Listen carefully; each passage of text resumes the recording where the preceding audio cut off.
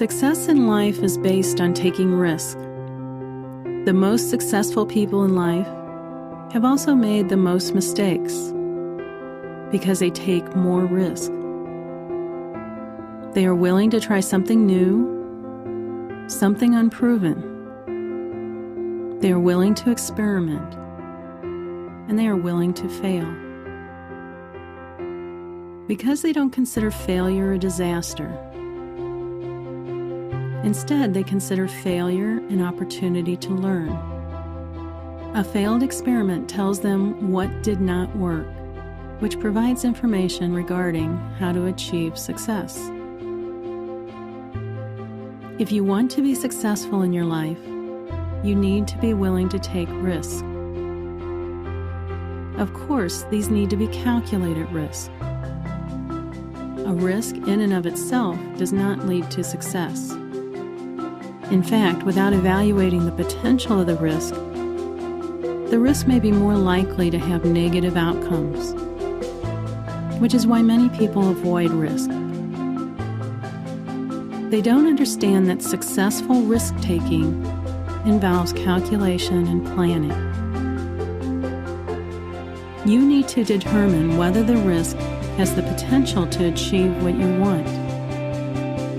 You need to assess the cost of the risk and the consequences of the risk if it fails, and determine if it is worthwhile for you. Everyone has a different gauge for this. You don't have to assess risk in the same way someone else does, because the outcome is something you have to live with.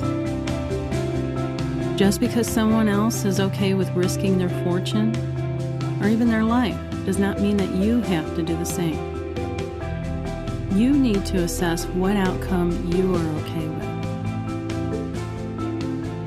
with. Risk does not need to be a major undertaking.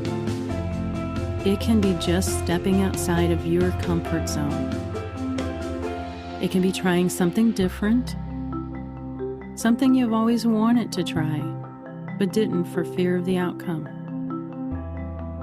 It is the willingness to desire something and pursue it. In fact, the fear of taking any risk, of trying anything different, often shuts down desire.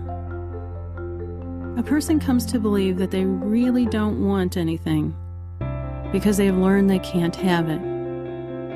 So why even bother thinking about it? People learn to not desire, to not want anything. But that is the first step of taking a risk. Desire, wanting something. For some people, desire itself has become a risk, the risk of disappointment.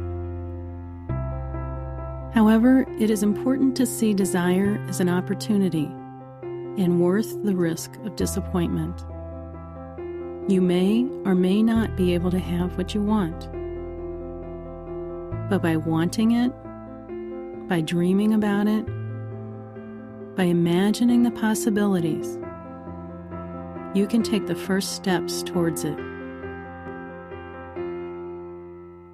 So instead of saying, "That isn't possible anyway," you can say, "Let me just imagine what it might take." Allow yourself to fully immerse in the dream. Once you visualize it, then you can ask yourself, what will it take to get there? At this point, you might not have all the information you need, so you might need to obtain information. How can you get this information? Who do you need to talk to? Obtaining the information may even involve risk for some people because this could be outside their comfort zone. However, keep in mind that knowledge only provides you with possibilities. You still haven't made the decision to proceed. The information helps you calculate the risk. Once you have all the information you need, you will see the steps to achieve what you want. If you don't see those steps, there still may be gaps in the information. You may need to fill in those gaps by obtaining more information until you can clearly see the steps. When you do have the steps, don't automatically dismiss your ability because some of the later steps may seem beyond what you are capable. Instead, look at the first steps. Ask yourself, can I do this first step? And ask yourself, if I follow the plan, will it prepare me to do the things I can't do right now? If the answer is no, it may be that you need additional information and other steps to your plan. You want to develop the plan until you can say, all I need to concern myself with is the step I need to take today. Each step will prepare me for the next step. About now, you might be thinking, where is the risk? This seems to be all about planning.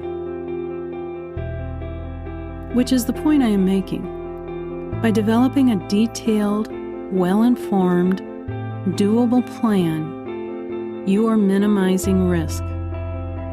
That is what is meant by calculated risk. This doesn't mean that there won't be any mistakes or failures along the way, but it improves the chances for success. Also, when errors occur, often it just means that you adjust the plan based on what you learned from the mistake, rather than quit the plan entirely. You also might be thinking, this seems like a lot of work. Again, you are right. The romanticized version of success being due to luck is inaccurate. The belief that success is due to being in the right place at the right time is not true. Success comes from making sure you are in the right place at the right time. It comes from making your own luck by being prepared. If you want to be successful, you want to create the belief that you can be successful. The best way to do this is to create a plan for your success. The more detailed the plan, the more doable it becomes. The plan allows you to be able to say to yourself, I can do that. From there, it just means taking the next step in your